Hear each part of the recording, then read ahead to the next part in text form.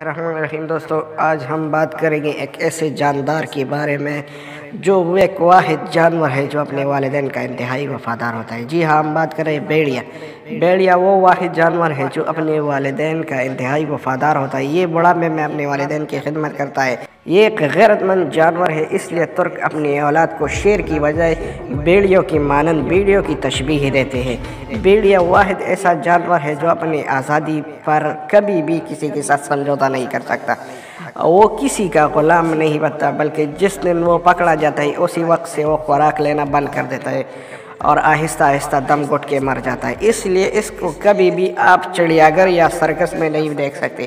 یہ ایک نرالی بات ہے بیڑیا کے بارے میں کہ دنیا کی عظیم ترین سرکس، چڑیا گھر، عجائب گھر، اس میں آپ کو بیڑیا بالکل ہی نہیں ملے گا۔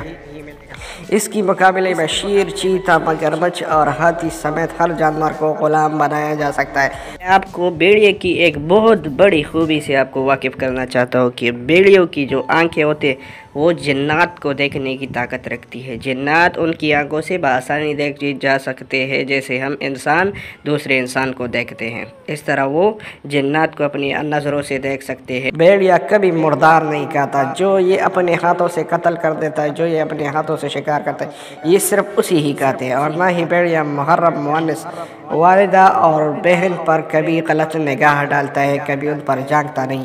یعنی باقی جانوروں سے بالکل مختلف، بیڑیا اپنی ماں اور بہن کی پہچان رکھتا ہے اور بری نگاہ سے دیکھتا تک بھی نہیں۔ بیڑیا اپنے شریک حیات کا اتنا وفادار ہوتا ہے کہ اس کے علاوہ کسی اور مؤنث سے تعلق قائم کرنا اس کی سوچ میں بھی نہیں، اس کی سمجھ میں بھی نہیں آتا۔